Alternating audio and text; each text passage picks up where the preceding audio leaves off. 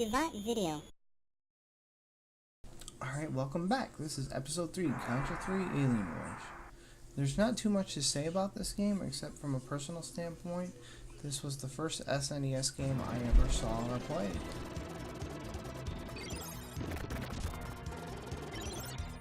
By the way, the English translation does not include the Konami code. From the NES version, this game actually had a couple of additions. The ability to hold multiple weapons, and the nuclear bombs. Little extra things like this tend to give you a higher score, those dogs. There's also several projectiles in this stage that will really boost your score as well. You'll get several life ups if you're actually killing all the background stuff.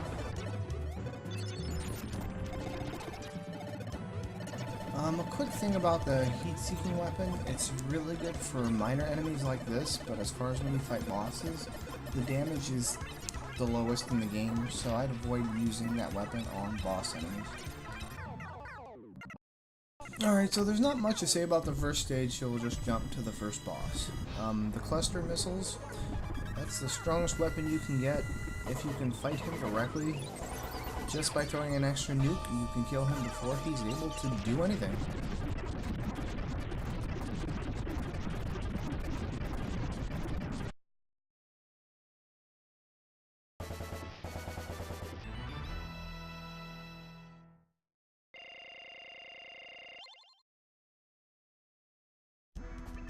Alright, and similar to Rygar, this game tries to do different perspectives.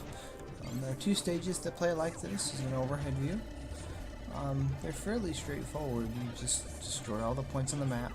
The arrows guide you where to go, and this stage isn't difficult at all.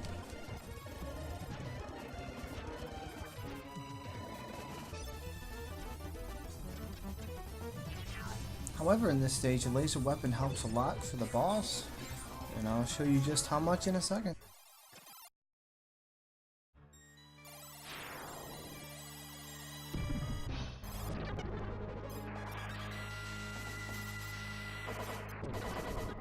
The key to this boss is as he's moving, you're just backing up. So if he decides to spin forward and come toward you, you've got the distance to where he's not whacking you in the face.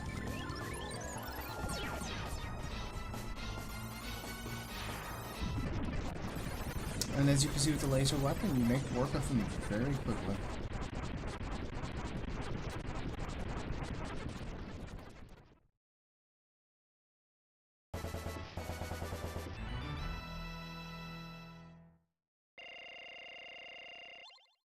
At the beginning of the stage, I would go ahead and replace the laser beam with the flamethrower.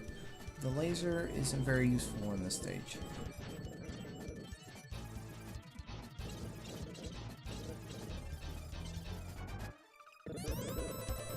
This boss here is the reason why you want the flamethrower. Without it, you'll have to hang on to one of those pedestals, and if you kill him while you're holding on to it, he may take you down with him.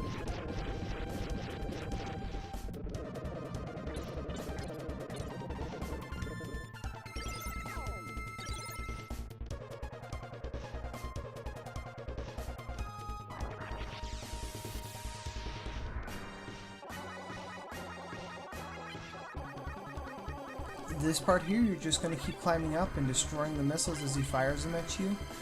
Sometimes when he steps, he'll angle them at you in a way where if you don't kill them, they will kill you.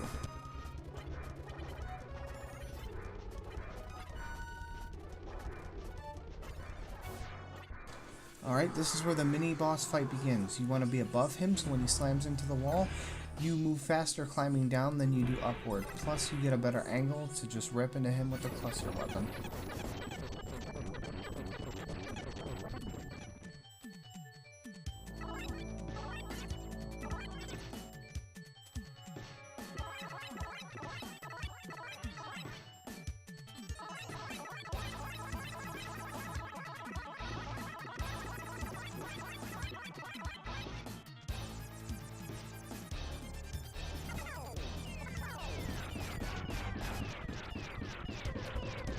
Although I do use the cluster weapon for this boss, it really is safer for you to use the spread weapon.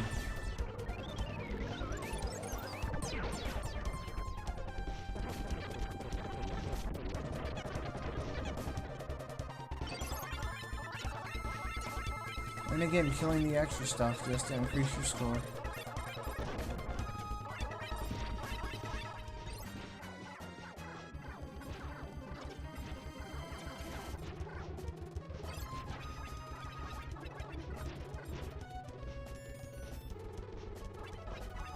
With this upcoming boss, you're going to fight two, a blue and a red. You don't even have to worry about the blue one if you stay on the wall. The red one will try to jump and cling onto the ceiling. You have to be able to go to the side of the wall and just evade his bullets. It's that easy. Once you've killed their first form, if you hang on the top of the ceiling like this, they can't touch you.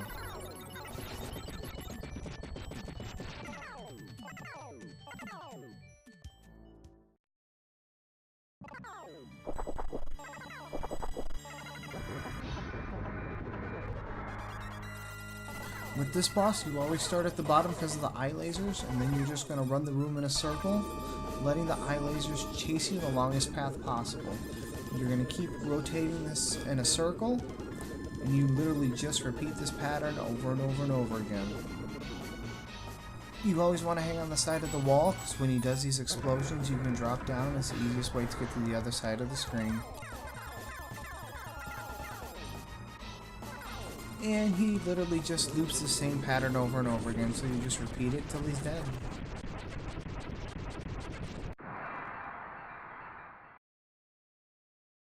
This is the next stage, and this is a speeder bike stage. This is going to be another great opportunity for you to rack up some extra lives.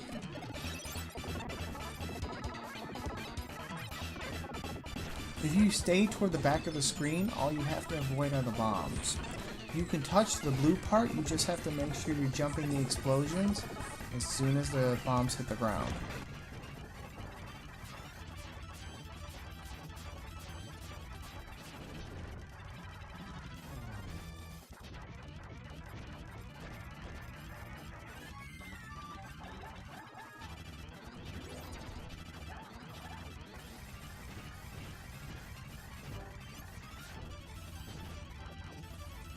And this is another mini-boss. This one is really easy to manipulate his attack patterns.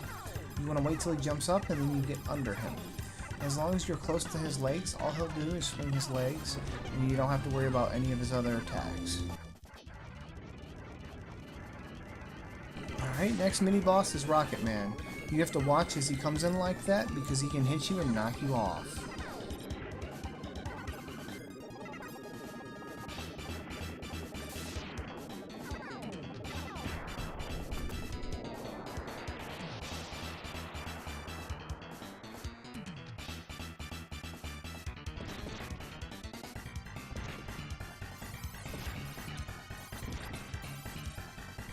This boss fight is fairly straightforward as well. You just have to be very, very careful.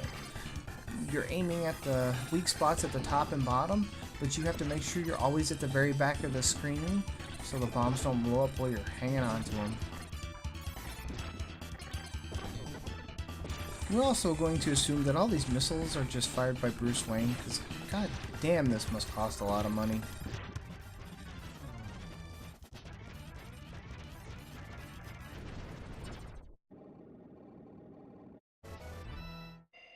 I'm going to go through this stage fairly quickly because this is the same as stage 2.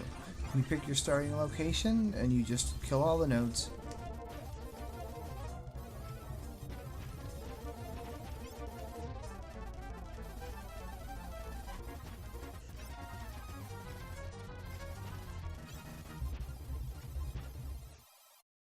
Like the second stage, the laser weapon is preferred here. You're just going to focus on the eye till the room starts spinning.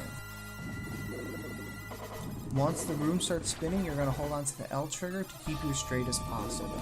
The problem is the room spins faster than you can stand still, so if this fight goes on too long, you'll have to spin in a full circle to reposition your aim.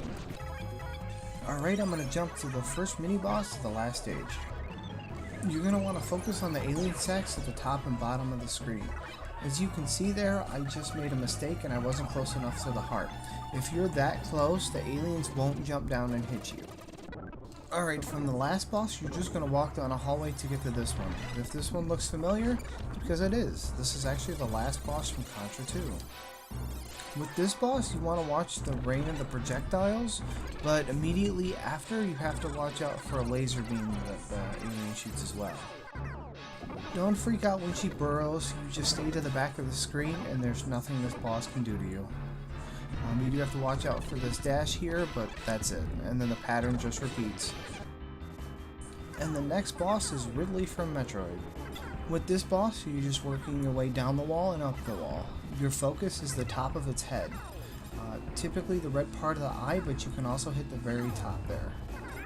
This is phase 2, it's a little bit harder. You just gotta aim straight for the eye and hit it just before the tail blocks.